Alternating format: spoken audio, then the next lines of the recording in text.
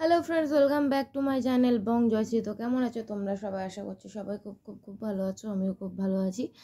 তো তোমাদেরকে কালকে একটা কমিউনিটি পোস্ট দিয়েছিলাম অনেক রাতে। তো এই ব্যাপারটা এতটাই ঘোলাটে হয়ে গেছে যে কোন দিকে বলবো কি বলবো সত্যি মাথার উপর দিয়ে যাচ্ছে। তবে হ্যাঁ, সব কিছু মিলিয়ে বলতে বসেছি। তো প্রথমেই বলি আমাদের কুলাঙ্গার ঠার্কি কুলাঙ্গার দাদাকে নিয়ে। তো টার্কি তো মানে মানে টার্কিগিরির চরমতম লেভেলে পৌঁছে গেছে। কারণ বলে না, সত্যি কথা বলি, সত্যের পথে থাকি, মিথ্যা টেনে ফাঁস করব, কাজ চলছে। আজ অবধি কোনো চুলের কাজও দেখাতে পারলো না। আর ও হচ্ছে ওয়াইটির 1 নম্বর মিথ্যাবাদী। কে টাকা তুলছে, কে পয়সা তুলছে, কে কি করছে, কে টাকা পাচ্ছে, কে গিফট পাচ্ছে, ওর হচ্ছে সেইটা নিয়ে জ্বলন। ঠিক আছে। আর যেহেতু ওর নিজে এখন বাড়ি করছে, এখন টাকার দরকার, প্রচণ্ড চিন্তা। তো সেই চিন্তার জন্য সেই অনেক অনেক টাকা দরকার। তো সেই জন্য সীমাদি আর সন্দীপ এরা তো ভাগ দিচ্ছে না। তো যখন ভাগ দিচ্ছে না তখন ওর প্রচণ্ড লেগেছে, প্রচণ্ড। তাই ও আর সহ্য করতে পারছে না যে ওরা এত কামাবে আর আমি বাড়িটা করছি, আমি বসে রয়েছি শুধু নখ করছি, সহ্য হচ্ছে না। তো সেই জন্য চলে এসছে ওই সুতপা হেভি নাম দিয়েছে লুলু লিজাকে নিয়ে চলে এসছে ভান্ডা ফাটাতে। যেরকম কিছুদিন আগে আমার ইয়েতে করেছিল, ওই আমার কি আর বলবো, ঘরের মানুষকে বলেছিল যে এসে কমেন্টগুলো করো, সে গিয়ে কমেন্ট করছিল। ঠিক সেরকম আজকে লুলু লিসাকে বলেছে যে আমি লাইভ করব, তুমি এসে ওখানে কমেন্ট করবে, কমেন্ট করে করে এগুলো বলবে। লুলু লিসা ওরকম কমেন্ট করা শুরু করেছে। তো সবথেকে ওয়াইটির মধ্যে সবথেকে ফেক যদি কোনো এর বাচ্চা থেকে থাকে সেটা হচ্ছে আমাদের ঠার্কি কুলাঙ্গার দাদা, যার তো মানে নিজের কি আর বলবো কোনো কিছুরই ঠিক নেই। তো সে কি করে, লোকের নামে মিথ্যা ফেক কিছু প্রমাণ, যেটা নিজেই করে সেইটাকে কিছুদিন আগে এই এখন ওনার পিয়ারে লাল বুহিন যাকে বানিয়েছে, সেই খ্যাকশিয়ালের ভয়েস, মানে সুতোপার ভয়েসটাকে খ্যাকশিয়ালের বলে চালিয়েছিল। তারপরে এই খ্যাকশিয়ালের পন সাইডে দেখিয়েছিল। সবই তো আবার পরে নিজেই স্বীকার করেছে মিথ্যা। তার মানে ভাবো কত বড় ক্রিমিনাল ও। সুতোপার ওপর দিয়ে চালালে কি হবে, ক্রিমিনাল তো তুই তো সমানে। মানে ও বলেছে, ও বুদ্ধি দিয়েছে, তুই কাজ করেছিস, তাহলে ক্রিমিনালটা কে রে? তো এইরকম ধরনের প্রথম থেকেই ওর অভ্যাস আছে। তারপরে আবার আমাকে নিয়ে রিসেন্ট যা করেছে, আর যতটা পরিমাণ মিথ্যা বলেছে, যতটা নিম্নমানের মিথ্যা বলেছে, তত তো আমি বুঝেই গেছি যে এর জীবনে কোনো সত্যি বলে কিছু নেই। ঠিক আছে, এর জীবনে সত্যি বলে কিছু নেই। এ শুধু পারে লোককে ছোট করতে। আমি প্রমাণ দেখাচ্ছি যে আমার মা কোন হসপিটালে ভর্তি আছে, কত টাকা বিল দিয়েছি, কি করেছি, প্রমাণ দেখাচ্ছি। তারপরেও ও বলে যাবে না স্বাস্থ্যসাথী কার্ডেই চিকিৎসা হয়েছে। মানে এত বড় ছ্যাচর। আমার ফ্রিজ কিনেছি আমি আগে, আমার মা হসপিটালে ভর্তি হয়েছিল পরে, কিন্তু না, ওই টাকা তুলেই আমি ফ্রিজ কিনেছি। মানে এত কিছু প্রমাণ দেখানোর পরে ও ওরটা বলেই যাবে, মানে ও জোর করে ওটাই মানে ঠিক প্রমাণ করার চেষ্টা করবে। তো এ হচ্ছে এতটাই নির্লজ্জ, বেহায়া, ছ্যাচর, কুলাঙ্গার, ঠার্কি, আরও যা আছে তাই। তো এই বেহায়াকে নিয়ে বলার তো কিছু নেই। বেহায়া সব কিছুই, মানে এর লাইফটাই ফেক, এর জন্ম ফেক, ওর সব কিছু ফেক, ওর গোটা লাইফটাই ফেক। তেমনি ফেক কিছু প্রমাণ নিয়ে বসে পড়ে যখন যার পেছনে দেখে যে কেউ বেশি টাকা ইনকাম করে ফেলছে, কারোর চ্যানেল বেশি দাঁড়িয়ে যাচ্ছে, বা কেউ কারোর থেকে গিফট পাচ্ছে, কেউ কাউকে বেশি ভালোবাসা দিচ্ছে, তখনই এর পুটকিতে আগুন জ্বলে ওঠে। আর সেই আগুন নেভানোর জন্য ওয়াইটিতে এসে তার নামে মিথ্যা বদনাম দিয়ে মিথ্যা ফেক কিছু বা প্রমাণ বানিয়ে নিয়ে পুরো প্রমাণ কিন্তু কিছুতেই দেয় না। এই যে কিছুদিন আগে একটা প্রমাণ দিল যে সুতপা লিখেছে যে ওই খ্যাকশিয়ালের চরিত্র নিয়ে কিছু একটা করতে হবে ওকে, সে কিন্তু শুধু মেসেজটা করেছে, কিন্তু মেসেজটা সাকসেস কে করেছে সেটা কিন্তু আর বলেনি। তো যাই হোক, তো এই কুলাঙ্গার হচ্ছে এরকমই বড় কুলাঙ্গার, এর শশা কলা ছাড়া আর কোনো কাজ নেই। তো একে এবার এখানেই ছাড়লাম, কারণ এর টোটালটাই ফেক, এর নিজেই ফেক, আর সব থেকে বড় মিথ্যাবাদী এ। সেই জন্য নিজেকে সারাক্ষণ সত্যবাদী সত্যবাদী, সত্যের পথে চলি সত্যের পথে চলি বলতে হয়। যারা সত্যের পথে চলে তাদেরকে হাজারোবার করে বলতে হয় না আমি সত্যি আমি সত্যি আমি সত্যবাদী আমি সত্যবাদী। হ্যাঁ, যারা মিথ্যাবাদী তাদেরকেই বারবার করে নিজেকে প্রমাণ করতে হয় আমি সত্যবাদী। তো এর কথা আর বেশিক্ষণ, 5 মিনিট হয়েছে, 5.5 মিনিট হয়ে গেছে, একে নিয়ে বকতে বকতে চল হাট থু, একে নিয়ে বকা এবার বন্ধ করলাম।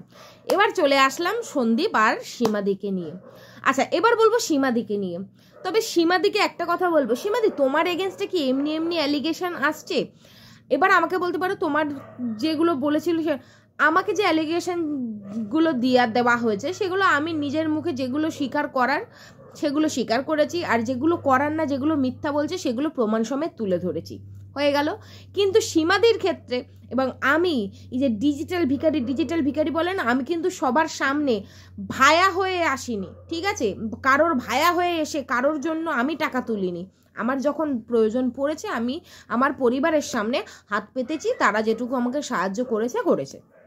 কিন্তু এই সীমাদির ব্যাপারটা আমি প্রথম থেকেই আমি সীমাদি আর এই সন্দীপের এই ঘোটালা ব্যাপারটা নিয়ে, মানে দুই ভাই বোনের এত পীড়িত, পাতানো ভাই বোন, তাও আবার নিজের ভাই বোন না, পাতানো ভাই বোনের এত পীড়িত, এত 2 নম্বরই, এত গিফট, এত টাকা পয়সা, মানে হঠাৎ এত বাড়াবাড়ি দেখে আমি প্রথম থেকেই ওদের এগেনস্টে ভিডিও করি। প্রথম থেকেই এই সন্দীপ বলে লোকটিকে আমার পছন্দ হয় না, তার এবং তার ফ্যামিলির লোককে আমার প্রচণ্ড মানে লোভী আর মিথ্যাবাদী মনে হতো। তো এখন সীমাদির নামে যে অ্যালিগেশনগুলো উঠছে, যে সীমাদি গ্রুপ করে করে টাকা তুলেছে, সীমাদি একটা কথা ভেবে দেখো, এটা তো সত্যি কথা, এটা শুনলে মানুষ তো তোমার এগেনস্টে বলবেই। তুমি কি করছো?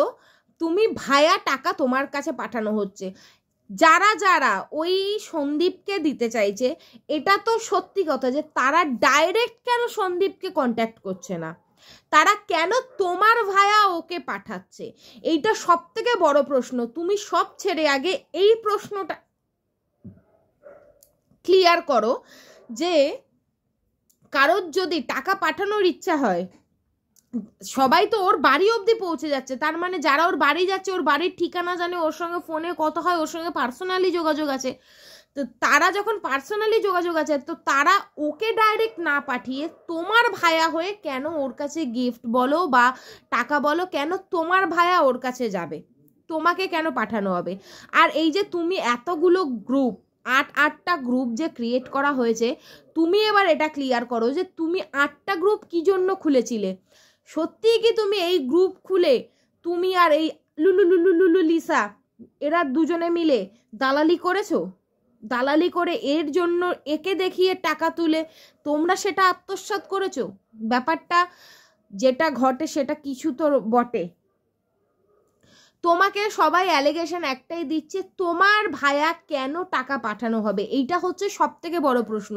তোমাকে 19,000 টাকা দিয়েছে না 19 লাখ টাকা দিয়েছে না 1,20,000 টাকা দিয়েছে না 1,000 টাকা দিয়েছে 2,000 টাকা দিয়েছে 3,000 টাকা দিয়েছে, সেটা সম্পূর্ণ তুমি কত টাকা তুলেছো, কত টাকার গিফট ওর বাড়িতে ঢুকেছে, কত টাকা তোমার লকারে ঢুকেছে, কত টাকা লুলু লিসার বাড়িতে ঢুকেছে, সেগুলো তো পরের কথা। সেগুলো আস্তে আস্তে যদি সত্যি ইনভেস্টিগেশন হয় তো ধরা পড়বে। কিন্তু সব থেকে বড় প্রশ্ন এটাই, এত মানুষ, এত গরিব দুঃখী সবাইকে ছেড়ে কৃষাণুর জন্যই টাকা পাঠাবে, যেখানে তার বাবার বা তার দাদুর অঢেল বিঘা জমি আছে, যেখানে তারা চাষবাস করছে এবং তাদের নিজেদের একটা গাড়ি আছে, যাদের টাকা পয়সার অভাব নেই, যারা ইউটিউব থেকে ভালো ইনকাম করছে, দোতলা বাড়ি করছে, মানে যার নাকি বাড়ি করতে আটকায় না, তার সন্তানের পড়াশোনাতে আটকাবে, তাকে মানে কেস লড়ার জন্য পয়সা দিয়ে হেল্প করতে হবে।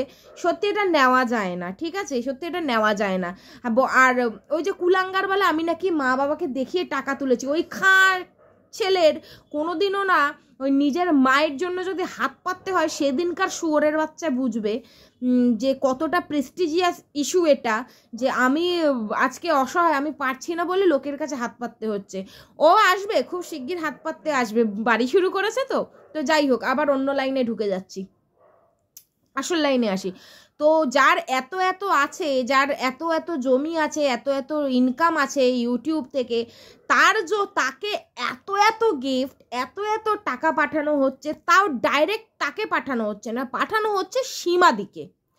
তো সীমাদির মারফত যেটা শোনা গেল, বিদেশ থেকে, এদেশ থেকে, ওদেশ থেকে প্রচুর, বাংলাদেশ, তারপরে লন্ডন, ইউএসএ, এই সব জায়গা থেকে প্রচুর প্রচুর প্রচুর ব্ল্যাক মানি হোয়াইট হয়ে ঢুকছে। মানে প্রচুর প্রচুর আমদানি আটটানি খরচা রুপাইয়া, মানে এরকম ব্যাপার হচ্ছে, আমদানি রপ্তানি হচ্ছে। তো ব্যাপারটা হচ্ছে সেগুলো তো পরের ব্যাপার, সেগুলো ইনভেস্টিগেশন পরে হবে। কিন্তু সীমাদির কাছে সব থেকে বড় প্রশ্ন এটাই, তোমার ভাইয়া কেন গিফট বা টাকা গিয়ে ওর হাতে পৌঁছাবে? যাদের যাদের দেওয়ার ইচ্ছা হয়েছে ছোট বাচ্চাটাকে, তারা ডাইরেক্ট তাদের কাছে যদি তার বাড়ির অ্যাড্রেস না থাকতো, তোমার থেকে নিত, তুমি বাড়ির অ্যাড্রেস দিয়ে দিতে যে আমি এর মধ্যে নেই, আমি এইসব টাকা পয়সা আমার মারফত তোমরা না পাঠিয়ে তোমরা ডাইরেক্ট ওকে পাঠাও, ওর অ্যাকাউন্টে পাঠাও, বা ওর গিফট হিসাবে ওর ঠিকানায় পাঠাও, আমাকে এইসব মধ্যে জড়িও না। আমাকে তুমি দায়িত্ব নেওয়ার কে? খাট আলমারি কি মানে ওই সন্দীপের অ্যাকাউন্টে ডাইরেক্ট ঢুকলে টাকাটা, সন্দীপ কি খাট আলমারি কিনে নিতে পারতো না? তো সব থেকে বড় প্রশ্ন এটাই, তুমি মাঝখানে কেন? তুমি কেন গ্রুপ খুলে এত টাকা এদিক ওদিক করেছো? তোমার মারফতই কেন গিফট পাঠানো হয়েছে? এখানে কি সত্যি তোমার কোনো লাভ হয়নি? সেটা যে হয়েছে সেটা আমরা সবাই জানি, না হলে তুমি এমনি এমনি দিনরাত ওই বাড়িতে গিয়ে পড়ে থাকো না। আর এত ভাই ভাই প্রীতি, যেখানে তার নিজের দিদিকে ওই বাড়িতে জায়গা দেয় না, সেখানে তোমাকে জায়গা দিয়েছে, তো সেটা তো অনেক বড় ইস্যু। আর এবার আসবো আমাদের মহান আত্মা বড় ভ্লগারকে নিয়ে। তো বড় ভ্লগার এখন কেন চুপ করে রয়েছে? বড় ভ্লগারের পাতানো দিদির ওপরে আঁচ আসলে, মানে টিনা কিছু বলতে পারতো না, সুতপা কিছু টাইটেল দিতে পারতো না, টেনে টেনে নিয়ে সেগুলোকে টাইটেল দিয়ে সেগুলোকে ভিডিওর কন্টেন্ট বানিয়ে প্রেজেন্ট করতো। আর আজকে তার পাতানো দিদির ওপরে দুদিন ধরে কন্ট্রোভার্সি হচ্ছে যে এরা ভাই বোন মিলে টাকা গিফট নয় করছে, তার পাতানো দিদির উপরে আঙ্গুল উঠছে যে নয় করছে টাকা আর গিফট নিয়ে। টাকা, প্রচুর টাকা ও হেরফের করেছে, ওর পকেটে ঢুকেছে, ওর ঘরে ঢুকেছে। এখন কেন বড় ভ্লগার ভাই মুখে কুলু পেটে রয়েছে? এখন কেন বড় ভ্লগার ভাইয়ের মুখে কোনো উত্তর নেই?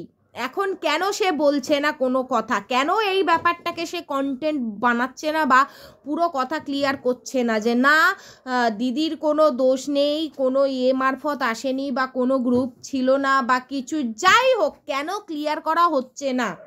কেন এখন বড় ভ্লগার মুখ বন্ধ করে বসে রয়েছে? কালকে থেকে অলরেডি 2টো ভিডিও বড় ভ্লগারের চলে এসেছে, কোনো ভিডিওতে কোনো মুখ খোলেনি বড় ভ্লগার। কেন? তার পাতানো দিদিকে কেউ কিছু বলার আগেই সে যেমন তেরে সেইটা টাইটেলে থাম্বনেলে দিয়ে ভিডিও করতে বসে যেত, কন্টেন্ট বানিয়ে ফেলতো। আজকে কেন দিদির উপরে, পাতানো দিদির উপরে যে আঙুলটা উঠছে সেটা নিয়ে কেন বড় ভ্লগার ভাই মুখে কুলু পেটে বসে রয়েছে?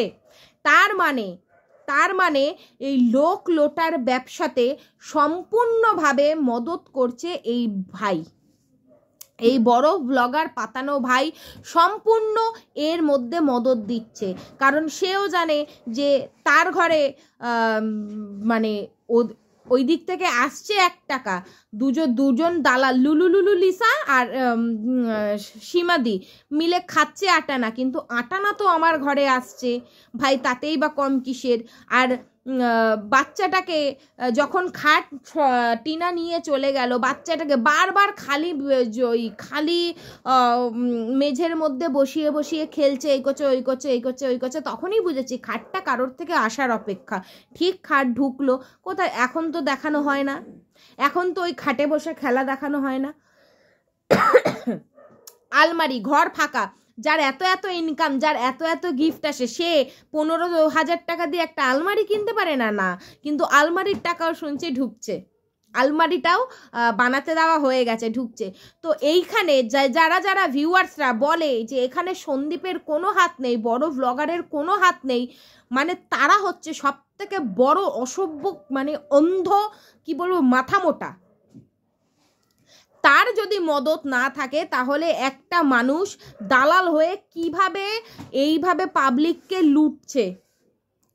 আমি কিছু জানি না, আমার নাম করে এত লাখ লাখ টাকা নয় ছয় হচ্ছে, অথচ আমি কিছু জানি না, আমার ঘরে কিছু ঢুকছে না। এইটা কোনোদিনও কেউ বিশ্বাস করবে? মানে ভক্ত হওয়া ভালো, কিন্তু অন্ধভক্ত হওয়া ভালো না। আস্তে আস্তে পোল খুললে, কান টানলে মাথা তো আসবেই। আজকে লুলু লিসা যদি পুলিশের কাছে যায়, এই দিক থেকেও তো হবে। যখন পুরোটা টানাটানি হবে তখন ফাঁসবে তো সবাই, কারণ স্ক্যাম তো সবাই মিলে করেছে। আর সব থেকে বড় স্ক্যাম তো আমাদের বড় ব্লগার নিজে করেছে। সে যদি না করতো তো তার নাম করে এত এত গিফট, এত এত টাকা নয় ছয় হয়ে যাচ্ছে, তাহলে সে সব থেকে আগে স্টেপ নিত। সে কোনো স্টেপ নেয়নি, কারণ সে জানে আমার তো ঘর উঠে যাচ্ছে, আমার সব শখ পূরণ হয়ে যাচ্ছে, আমার ছেলের খেলনা, টাকা পয়সা, খাবার দাবার, মায়ের শাড়ি, জামা কাপড়, কোনো কিছুরই অসুবিধা হচ্ছে না, সব তো এমনিতেই আমার বাড়িতে ঢুকছে। তাহলে আমি কেন কিছু বলতে যাব? সেই জন্য বড় ব্লগার নিজের স্বপ্ন পূরণ করার জন্য, নিজের বাড়ির দোতলা করার জন্য চুপ করে রয়েছে। সব থেকে বড় এখানে যদি কোনো পার্সন সব থেকে বড় দোষী হয়ে থাকে, সেটা হচ্ছে এই বড় ব্লগার। কারণ তার নাম করে তার বাচ্চার মুখ দেখিয়ে লাখ লাখ টাকা শুনছি এধার ওধার হয়ে যাচ্ছে। আর আমরা যদি নিজের প্রবলেম দেখিয়ে ডাইরেক্ট হাত পাতি, তাহলে হয়ে যাই আমরা ডিজিটাল ভিখারি, আমরা ভিখারি বৃত্তি করে খাই, আমরা লোকের থেকে টাকা নিয়ে মদ খেয়ে উড়িয়ে দিই। এত বড় আমাদের বুকের পাটা। আর এইদিকে একটা বড় ব্লগারের বাচ্চাকে দেখিয়ে, একটা বড় ব্লগারের বাচ্চার নাম করে লাখ লাখ টাকা নয় ছয় হয়ে যাচ্ছে, অথচ বড় ব্লগারের মুখে কুলু পেটে বসে রয়েছে। এটা কখনো কেউ মানতে পারে? সেই বড় ব্লগার নিজেই মদত করছে এদেরকে, সেই জন্যই। আর বড় ব্লগার এর মধ্যে সম্পূর্ণ জড়িত, সন্দীপ এর মধ্যে সম্পূর্ণ জড়িত। যদি সত্যি ইনভেস্টিগেশন হয়, ফাঁসবে তো ও, সেই জন্যই ও কোনো মুখ খুলছে না। ওই জন্য শুনছি এখন বলছে কেউ কোনো গিফট পাঠিও না। যখন গিফটের ঝুড়িতে টাকা তোর বাড়িতে ঢুকেছে, তখন তো বলিসনি তোমরা এত গিফট দিও না, এত টাকা পয়সা পাঠিও না, শুধু আশীর্বাদ দাও। এখন কেন বলছিস? যখন সীমাদি ধরা পড়েছে, যখন জানি যে সীমাদি ধরা পড়েছে, যখন আস্তে আস্তে আস্তে আস্তে এবার কানটা টানলে মাথাটাও আসবে, তখন কেন তুই বলছিস যে এখন আমাদেরকে আর গিফট দেওয়ার দরকার নেই, তোমরা ভালোবাসা দিও? নাটক করো, বড় ব্লগার হয়ে গেছো নাটক করে। তোমার যদি মদত না থাকতো তাহলে তোমার নাম করে লাখ লাখ টাকা, তোমার বাচ্চার মুখ দেখিয়ে লাখ লাখ টাকা কখনো এধার ওধার হতো না। সুতরাং সব থেকে বড় যদি শয়তান ছ্যাচর কেউ থেকে থাকে, সেইটা হচ্ছে এই বড় ব্লগার, যে নাকি নিজের বাড়ি, নিজের স্বপ্ন, নিজের ছেলেকে দেখিয়ে, মানে সব কিছু করার জন্য, এত এত টাকা, এত এত গিফট আত্মসাৎ করার জন্য সীমাদির এইসব নয় ছয় ব্যাপারে সব কিছুতে শুধু মুখ বুজে মদত করে গেছে। তাদের চুক্তি কী ছিল? আমাকে টানবে না, তোমরা যা করার করো, পার্সেন্টেজ আমার ঘরে ঢুকলেই হয়েছে। এটা হচ্ছে সব থেকে বড় কথা। না হলে কারোর নাম করে কেউ কখনো এত লাখ লাখ টাকা নয় ছয় করে দেবে, সে জানতে পারবে না, এটা কখনো পসিবল না। ঠিক আছে? তো আমি জানি অনেকে আনসাপ করছি, ও কিছু জানে না, এইসব আলবাল বলতে আসবে। তো আমার কিছু যায় আসে না, আমি সেটা মুখের ওপরে বলি, আমার যেটা মনে হচ্ছে আমি সেটা বলেছি। পরবর্তীকালে ইনভেস্টিগেশন যদি সত্যি হয়, তখন তো বুঝতে পারবই, বা সবাই বুঝতে পারবে যে আসল এখানে খিলাড়ি কে। তো চলো, সবাই ভালো থাকো, সুস্থ থাকো, আবার দেখা হবে অন্য একটা ভিডিও নিয়ে। আজকের মতন টাটা, বাই বাই।